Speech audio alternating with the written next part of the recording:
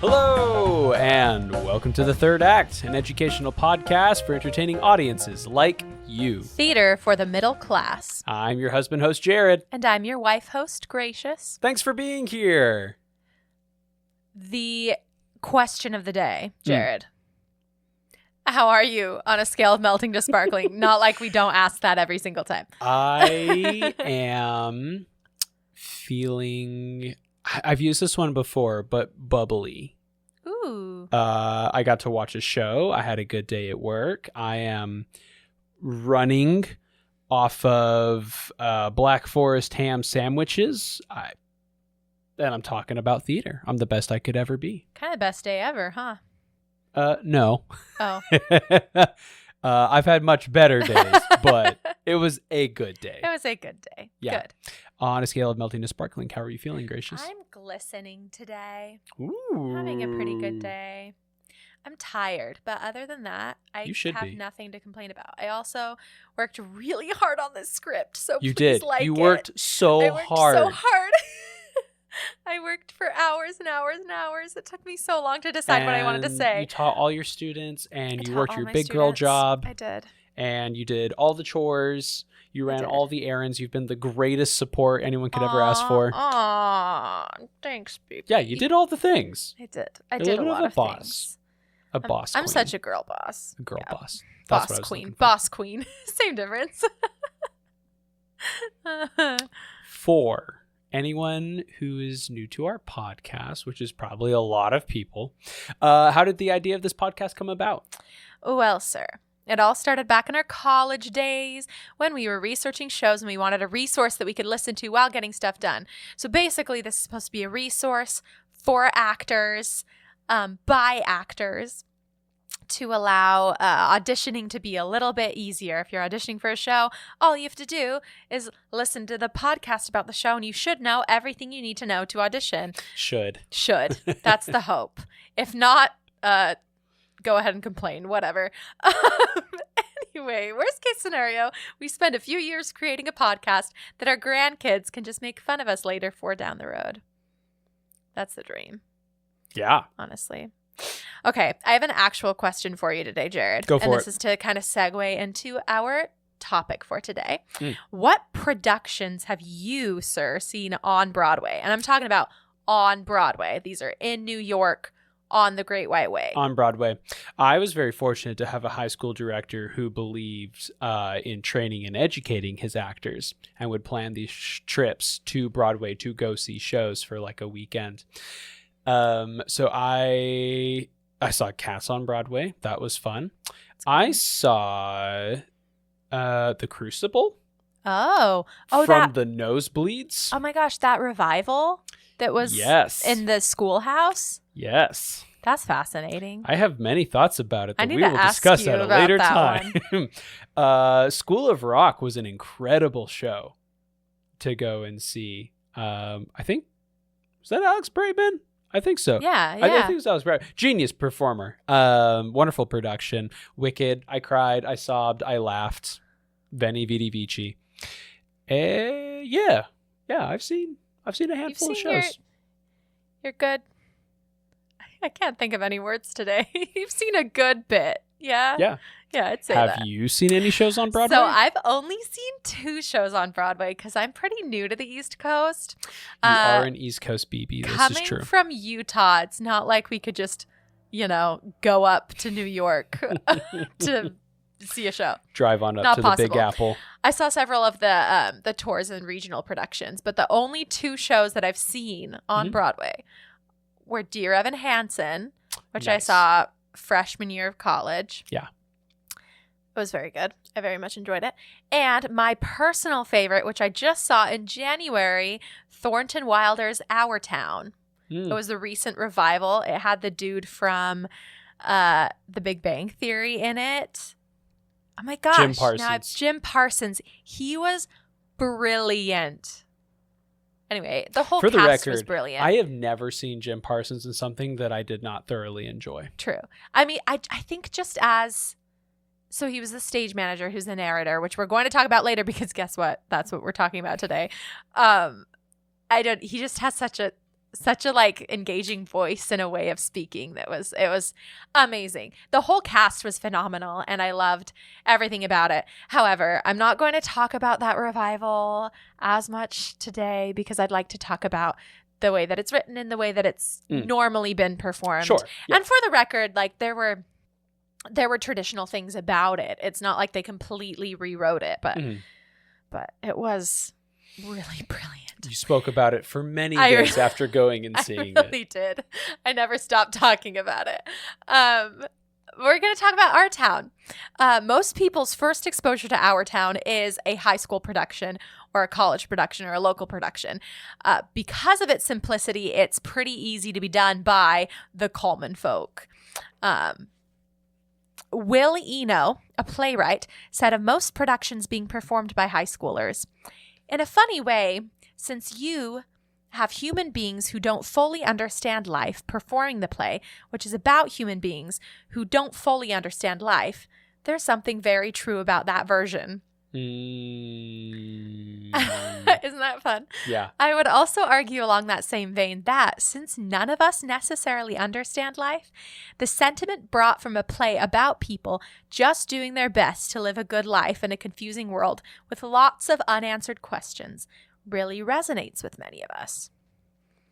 So my first personal exposure to Our Town was in high school, and it wasn't even a production of it. It was the script, which I wrote that I read it for an English class. I don't even think I read it for an English class. I think I went through a phase when I was in high school where I just wanted to read plays. Yeah.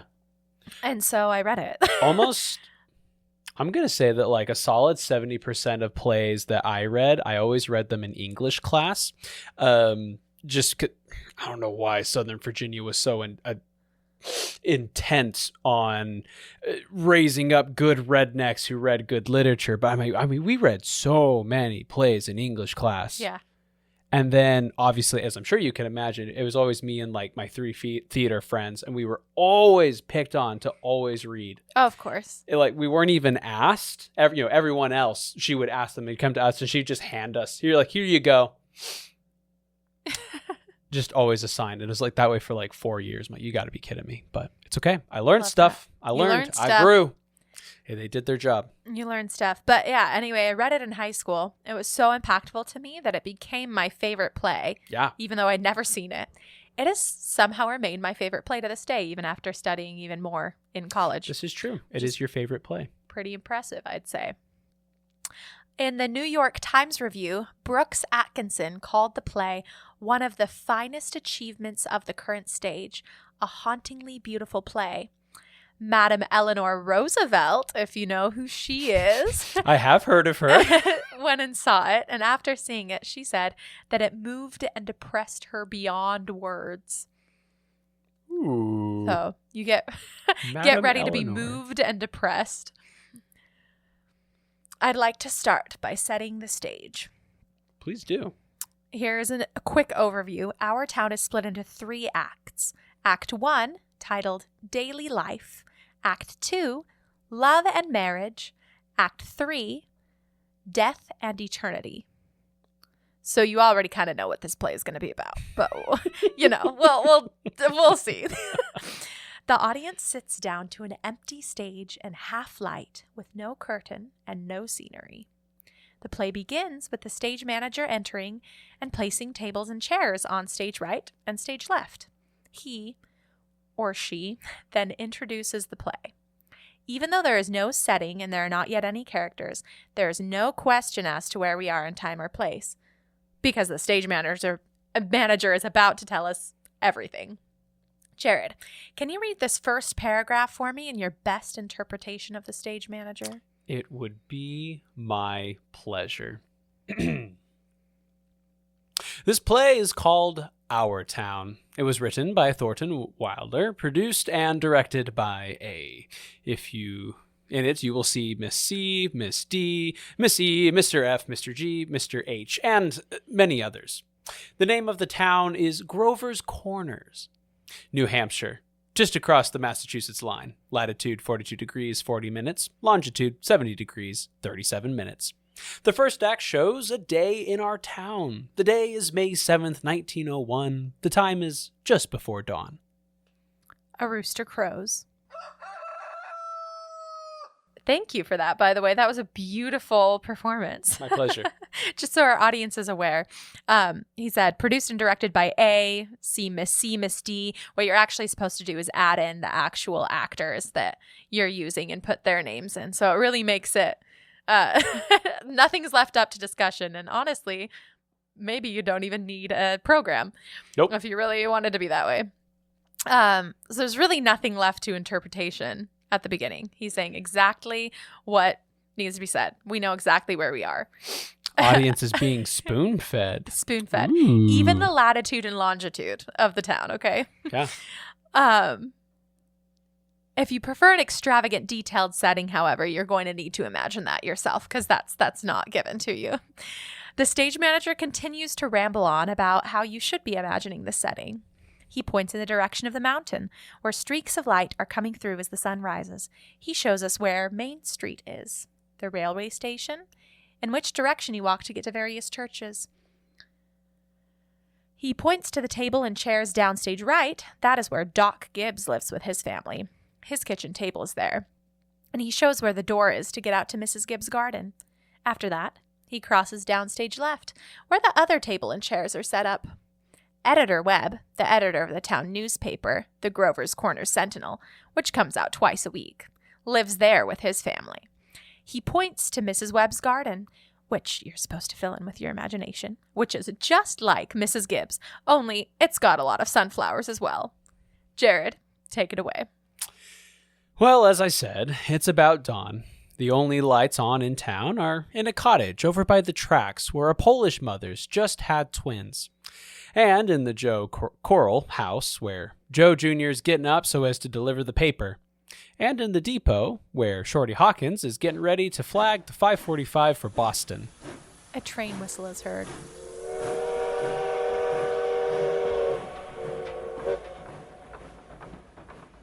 The stage manager takes out his watch and nods. Naturally, out in the country, all around, there have been lights on for some time. What's with the Milkins and so on. But town people sleep late. So, another day's begun. And that's setting the stage. Thanks for setting that with me, Jared. My pleasure. Anytime. This opening sets the scene for how the rest of the show is going to be. For the record, the entire show is not made up of the stage manager talking. However, next, the stage manager introduces our first characters. Jared? Yeah. Will you introduce our first characters for us as a stage manager? There's Doc Gibbs coming down Main Street now, coming back from that baby case. And here's his wife coming downstairs to get breakfast. Mrs. Gibbs, a plump, pleasant woman in the middle 30s, comes downstairs, in quotation marks. Right. She pulls up an imaginary window shade in her kitchen and starts to make a fire in her stove. It is here where another element of this play is introduced. Pantomime. You're not only imagining scenery where there is none, you're imagining props where there is none. This becomes a challenge for the actors and the director to make opening a window or starting a fire in the stove realistic when there's no window to actually open. Yeah. Yeah. So, Jared, we took our acting classes at different times, but the pantomime always reminds me of a Stella Adler acting method principle that I learned. And I remember Stella Adler, crazy woman, love her. Crazy lady, love her to death. I learned in acting too, which was concerning imagination. Do you remember learning about pantomime and imagination at all? I do. I remember sitting with all my good acting buddies, and we were taught by our professor about the principle, and then we were allowed 40 minutes to experiment. He gave us a couple of tasks to do. The one that I remember the most was pouring coffee, because it's something that I thought I knew and I understood. Because if you say, like, oh, poured a pot of coffee, I see it in my head. I know what it looks like. I've seen it done 100 times. But then I just start to pour, and he starts asking questions. He starts asking us, he's like, well, how hot is your coffee? What flavor does it have? How much is in the pot?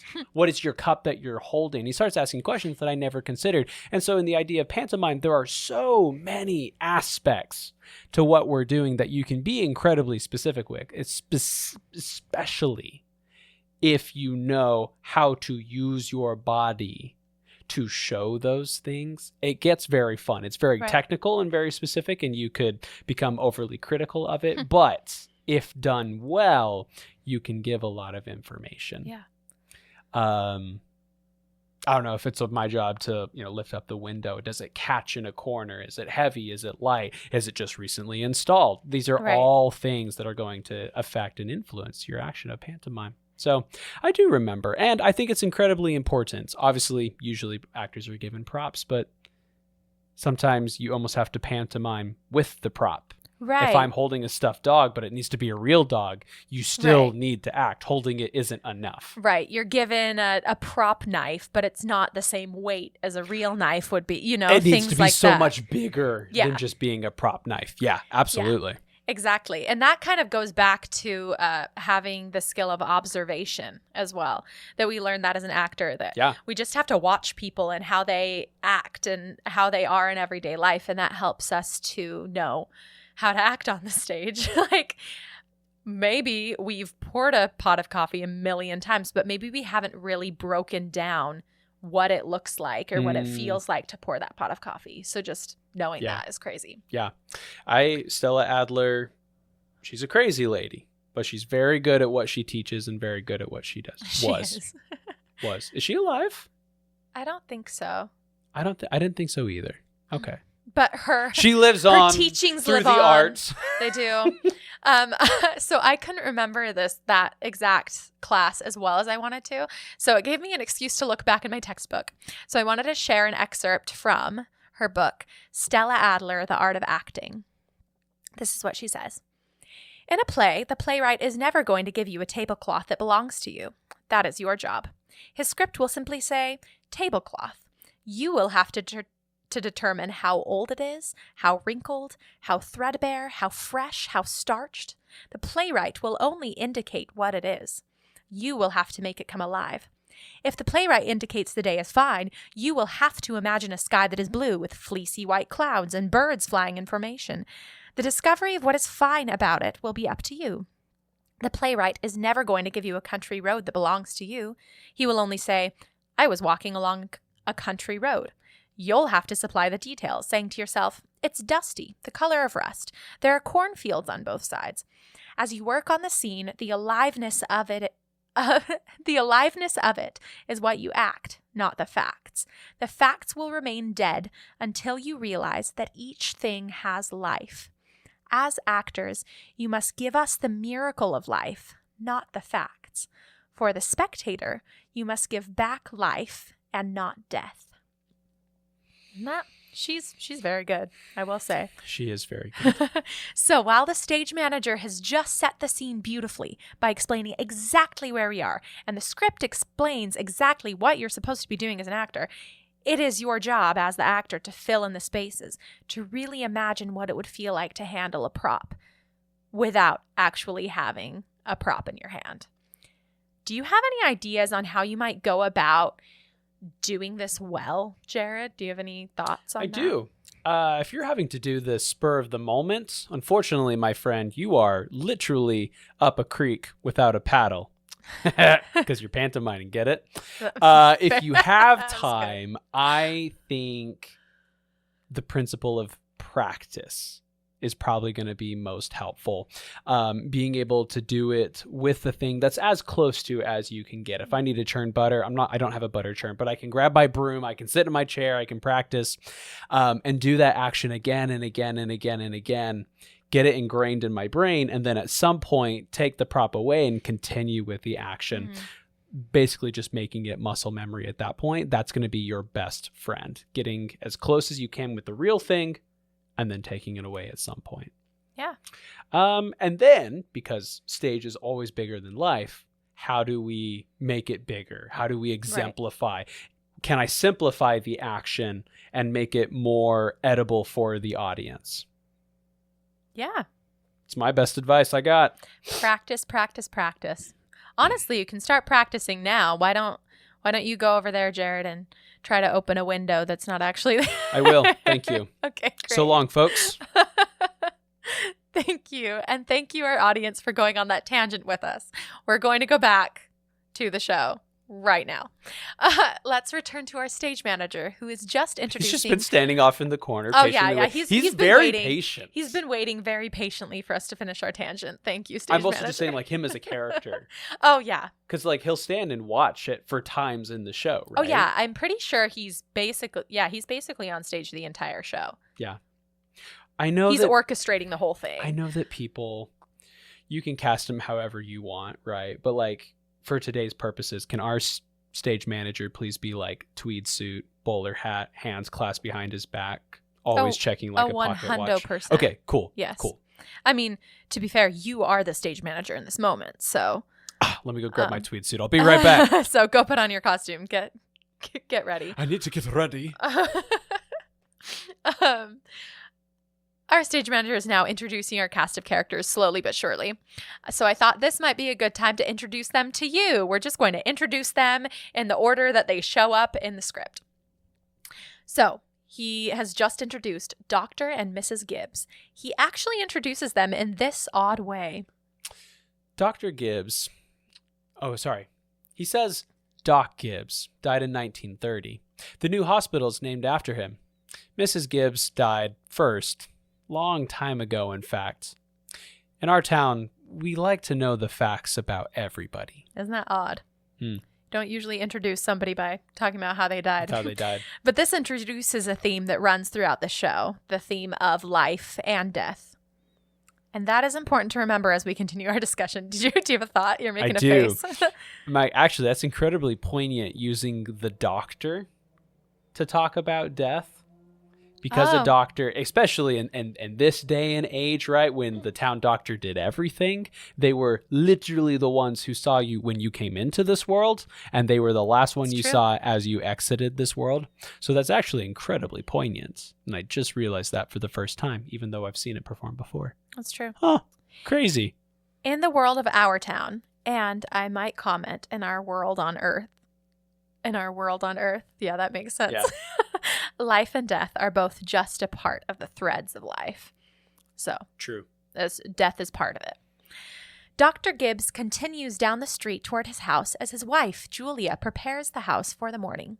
Simultaneously, as she's getting her kitchen ready, Mrs. Webb, who's described as a thin, crisp, serious woman, enters her kitchen on the other side of the stage and prepares breakfast for her family. This picture illustrates the likeness and affinity of the two families, the Webbs and the Gibbs.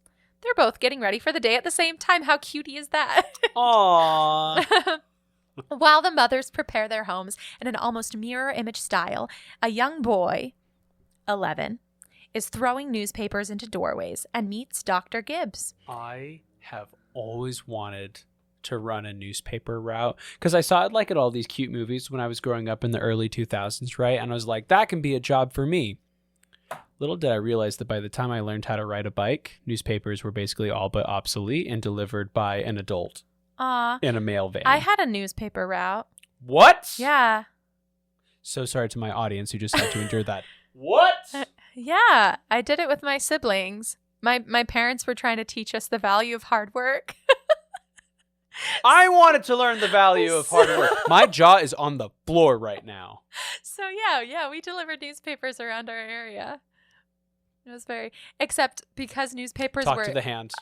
Talk to the hand. Okay. I don't even want to hear it. We'll talk about this more later. Long story short, I used to be a newspaper boy. Fun fact. This is why I do theater. Because I get to live out my dreams on stage if I can't do it in person in real life. Well, I will one day play the paperboy. And everyone's confused, like, why is this 25-year-old man riding across the stage in boy shorts? Anyways. Anyway, the stage manager introduces this boy, however, as Joe Crowell Jr., who is delivering the Sentinel, remember, Mr. Webb's newspaper? I do. After a short interaction with Dr. Gibbs, Joe exits, and in his stead comes Howie Newsom with his cow, Bessie. He's delivering the morning milk. Why are you laughing? It's just, again, pantomime. Pantomiming It a would be cow. crazy if there was a cow. Yeah, no, There's absolutely not. Nope. There's not. Just, yeah. Dr. Gibbs and Howie speak briefly while Mrs. Gibbs calls to her children to get up, and Howie exits as Dr. Gibbs walks in and greets his wife. After much hassle and urging from their mothers, the children, in both households, come down the stairs on both sides of the stage. In the Gibbs house, we are introduced to George Gibbs, who at this point is about 16, and his sister Rebecca, who hates her dress, only 11 years old. That's the first thing she says when she gets on stage, that she hates the dress she's wearing. Simultaneously, we see the Webb children for the first time. Emily Webb, who is the same age as George, and Wally Webb, who is the same age as Rebecca. You still following, Jared? You still with us? I'm so close. Okay. Gotta love the amount of exposition poured on you right at the beginning of the show. Yeah. We learn a few things about the children in this short scene. About George, he is in his teenage angst phase, and his mother can't get him to do anything. She declares all he thinks about is that baseball. You know, baseball. Facts. We learn that Rebecca Gibbs likes to save her money and emphasizes that she loves money more than anything in the world. Same, girlfriend. I am right there with you. While her brother George just spends all of his money on strawberry phosphates. Do you know what that is? It's That's like their version of ice cream, right? No, so that's just a soda. A phosphate is a soda. Oh. Huh. Anyway. Do we not make those anymore? I think we just don't call them that. I don't know. Look it up. Oh, yeah. I have the internet in You my have the hands. internet. Continue. I'll let you know. In the Webb house. Now we're going to learn about Wally and Emily. Wally is told to put away his book. He has brought it to the table because he has a test at school later that morning and didn't study. We learn that Emily, according to herself, is the brightest girl in school for her age and has a wonderful memory. But Wally's got to get a word in, so he's got to let us know that he's bright too when he's looking at a stamp collection. Because, yep. After the children get some breakfast, though not enough, their poor mothers continue with their urging. Kids have a hard time focusing at the table, I guess. Sound familiar? The bell rings and they run off to school. Did you learn about strawberry phosphates? Do they make them anymore? They're not as common. Usually they're only made like in shop. More often than not found at like beach boardwalks and shops of those nature. Cutie. Cutie, we should go get some sometime. We should. Anyway, they run off to school. Once they leave the stage, the women head outside to work on those chores. Mrs. Myrtle Webb, that's her first name, strings her beans, and Mrs. Julia Gibbs feeds her chickens. They see each other outside, and once Julia finishes with the chickens, she sits and helps Myrtle string her beans, and they talk about happenings in the town, the gossip, if you may say it like that. Julia confides in Myrtle that a man buying furniture came by her house the previous week and offered her $350 for her high boy, which I had to look it up. That's a wooden chest or a set of drawers. Oh. She divulges that she wants to take the money and use it on her lifelong dream to see Paris, France, but she can't get a serious word out of her husband about it. They continue chatting until the stage manager tips his hat to them and says, "Thank you." You see, he has to continue the story because there's more to explain. That is so true. I didn't realize that even like 100 years ago. That's like a common problem where the female of the house is like, I want to go on a grand adventure. And like, same girlfriend, but like can't convince her spouse to go along with her. Yeah. I don't know. I've heard that a couple of times from other people and like from friends of my parents. So the men folk are just happy to stay at home.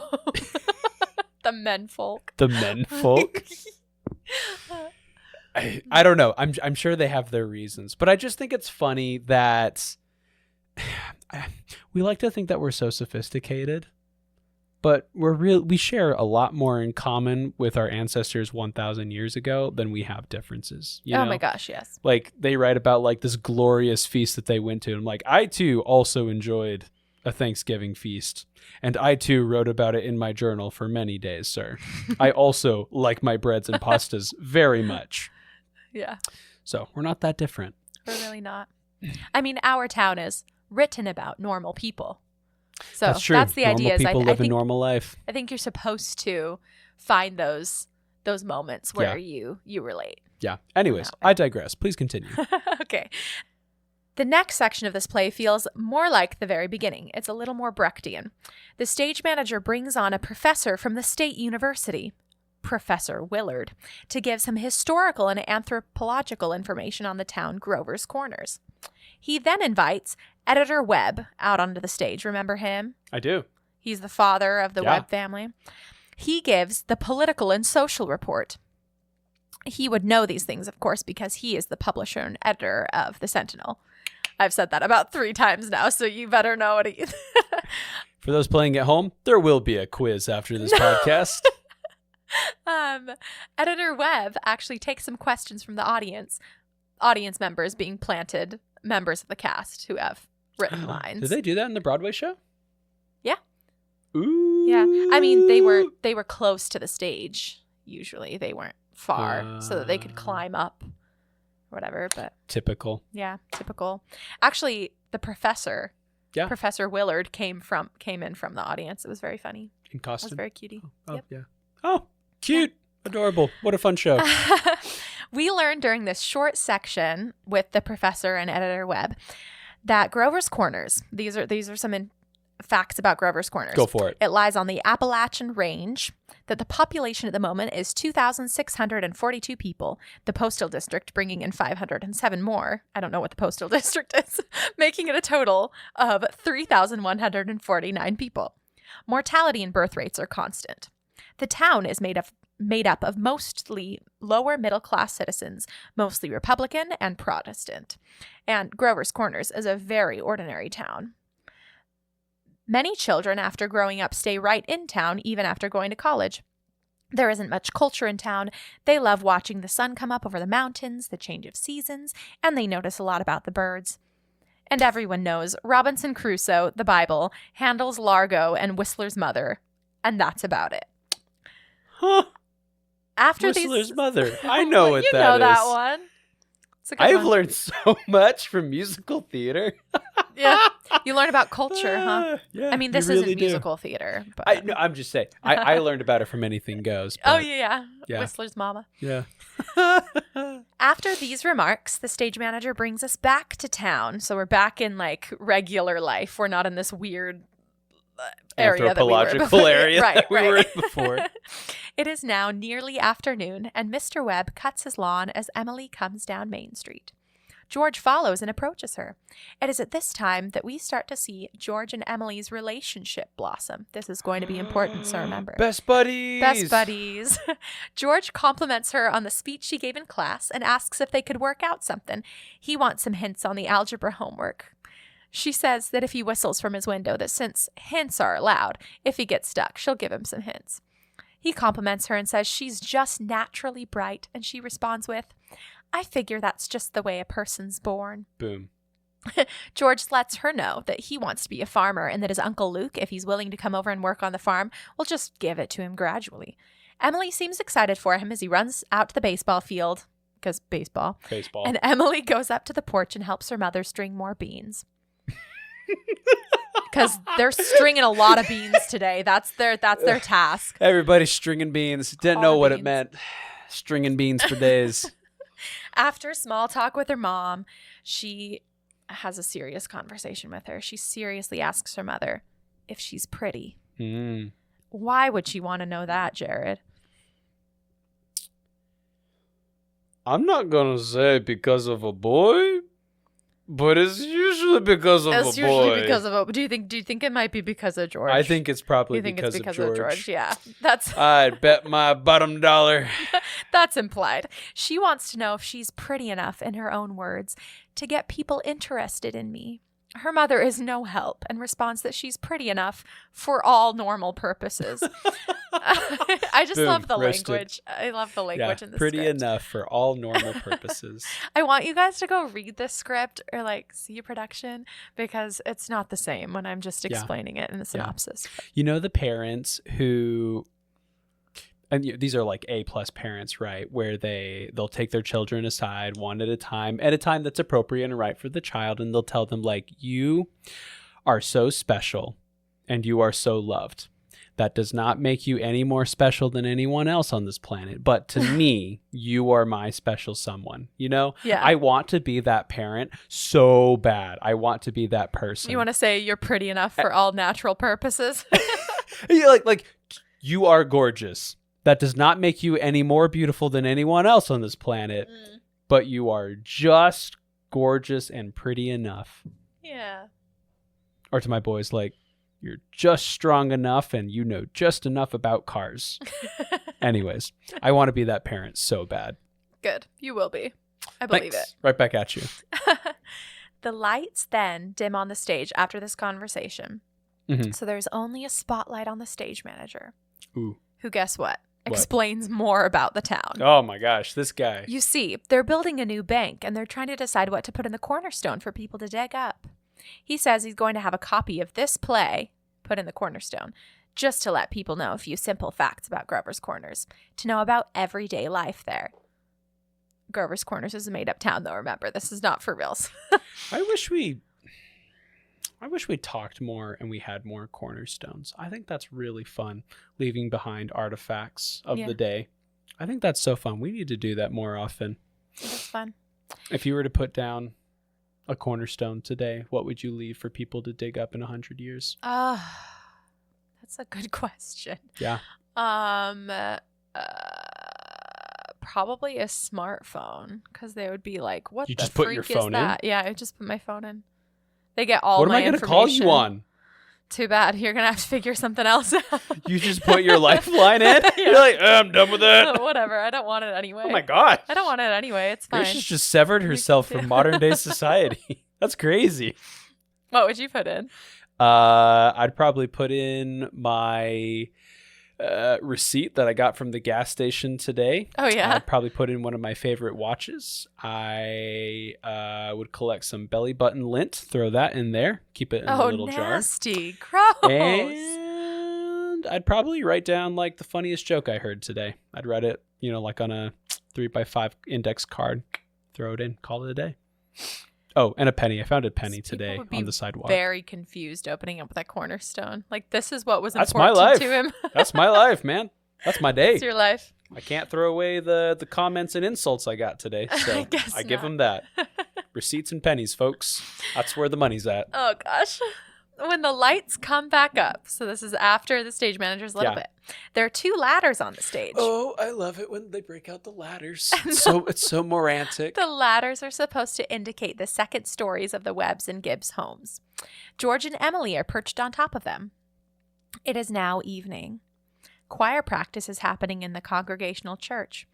A new character, Simon Stinson, directs the choir and begs them to sing softer. To no avail. Those church choirs. I know the feeling well. George whistles over to Emily, and they talk about homework and the moon and its beauty. They say goodbye and get back to their homework, and the choir continues their practice. And Dr. Gibbs asks George to come downstairs. He wants to speak with him about his behavior. He's having one of these conversations. His mother was chopping wood that morning, which was George's job. He goes on to explain how much his mother does and that it is the least that George can do to do his chores and help around the house. And George feels bad about this enough that he cries. You feel really bad for him. And his father encourages him to do more and knows that he can. George heads back up the ladder as Mrs. Gibbs, Mrs. Webb, and Mrs. Soames, a new character, come down the street heading home from choir practice. They stop, and Mrs. Soames just has to gossip. Simon Stinson, remember him? He's the choir leader. Yep. He's also the church organist. Okay. Is a drunk. And he was drunk during choir practice tonight. Oh my gosh. Mrs. Soames declares that it's getting worse, but Mrs. Webb kindly insists it's getting better and that they shouldn't be talking about it. So the three women bid each other goodnight and head home. Mrs. Gibbs talks to her husband as she walks inside her house. She mentions her worries about Simon Stimson, and Dr. Gibbs just expresses that some people ain't made for small-town life. He says, I don't know how that'll end, but there's nothing we can do but just leave it alone, and they walk inside. Inside the house, Rebecca climbs up George's ladder and pokes her head out of his window to look at the moon because she can't see it from her window. She expresses, as many people have that the moon is so large and so beautiful tonight. The moon is very large and very beautiful. Do you remember as a kid watching movies? The most recent one that comes to mind is like Despicable Me. Anytime they put the moon in a movie, it is just the largest thing you have ever seen. Like it's like the width of multiple people in the sky, right? Mm-hmm. Have you ever actually looked at the moon? If you hold your hand out in front of you, it is smaller than a fingernail held 2 feet away from you. It is quite small. And is just a small, there's like a celestial body that orbits our planet. Yet for being so small and so insignificant, we talk about it a lot. It's very romantic. Like a lot. Very romantic. It's very romantic. Yeah. I say this as one who actually cares very deeply about the moon and spent many a night gazing up at the moon through his beginner telescope. Yeah. So, I don't know. We need to stop misinforming kids. So if you're a movie producer or animator out there, make the moon the actual size it is and stop setting up false expectations for children. That's what's ruining. We're raising a nation of squibs. Right, anyway, to continue. Please do. Down on Main Street, Editor Webb and Constable Warren, who's a new character, by the way, he's just the constable of the town. What's he wearing?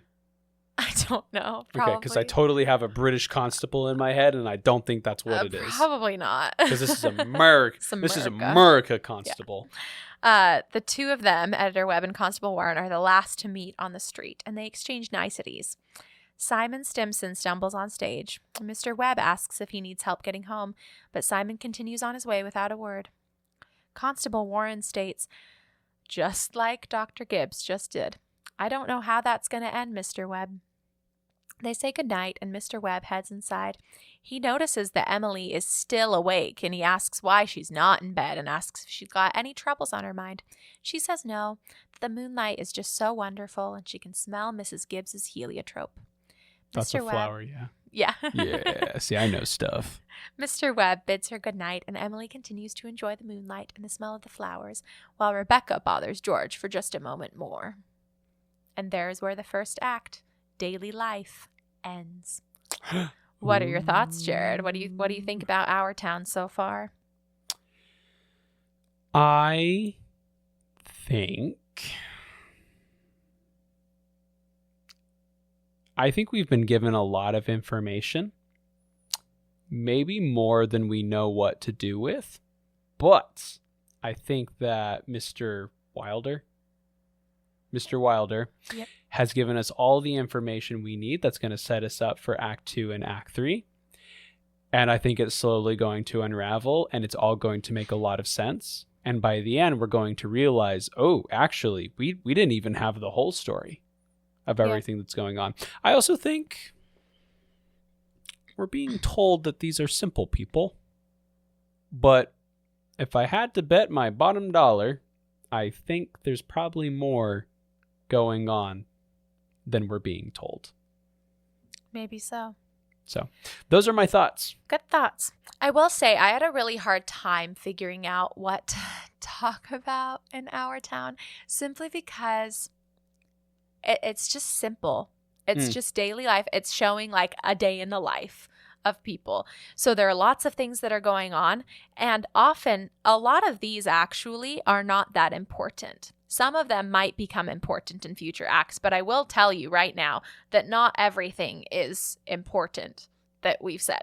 Yeah. A lot of it is just a piece of the daily life, right? We have lots of this information. True. Some of it's going to prove important to the storyline, but some of it is just them thinking, and them. There's a lot of small talk happening. And like, do I really need to People include all being this people. small talk? It's just people being people, but I don't know. It feels like a slice of daily life, just like it's, at least this act is supposed to be just a slice of daily life. I also think it does an excellent job at inviting us as audience members to sit down, calm down, and relax, and to slow down. Yeah. I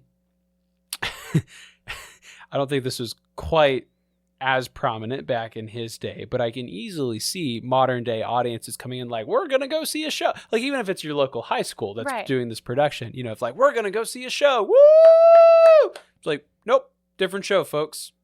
Bring it in. Yeah.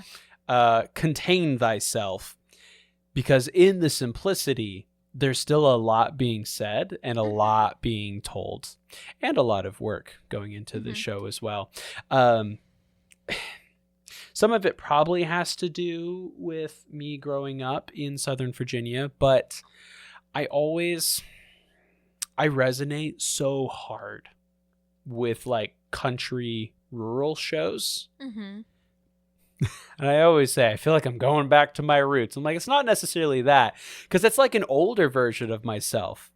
There's a line that you read earlier, and I'm just like sitting here in my wooden rocking chair being like, yep, life really do be like that sometimes. But like, that's not me, you know? But I think there's a part of us, in every single one of us, there's a part that like yearns to go back to the good old days. The simpler even though times. We've never experienced Right. the simpler times. We know that they were there and we want to be a part of it. So within the first act, Mr. Wilder sets us up for that feeling. Yeah. Right? I mean, if I had to take a guess, he's probably doing his best to make us feel like we're part of the town. Yeah. We now know so much. If someone were to ask us a question, we could give them a pretty solid answer. Yeah. So it's not their town. It's our town. town. That's very good. Very good, Thanks. love. Made it up on the spot.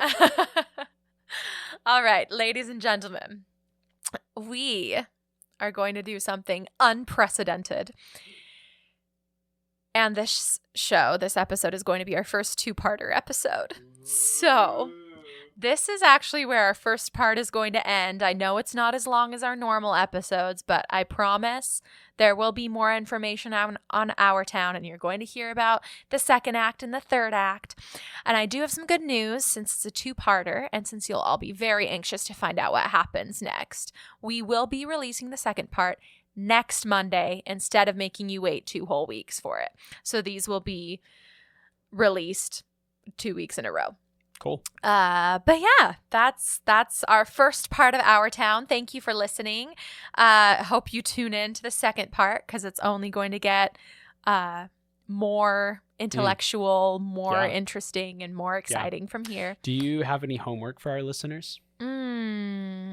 Well, now I don't want to really tell them to go watch a production, because then it'll be spoiled when we. But no, go. Oh, it doesn't have to be related to the show. Like maybe they need to go brush their teeth, or maybe they need to go like, I don't know, wash their dishes. I don't know. Maybe you're on top of dishes. I don't even know. I'm sitting here judging you. Go string your beans. Go string your beans, y'all. The beans have got to be strung. Okay, go do that. Is that what you would say? The beans have got to be strung. Something like that. That sounds weird. I don't like. Whatever.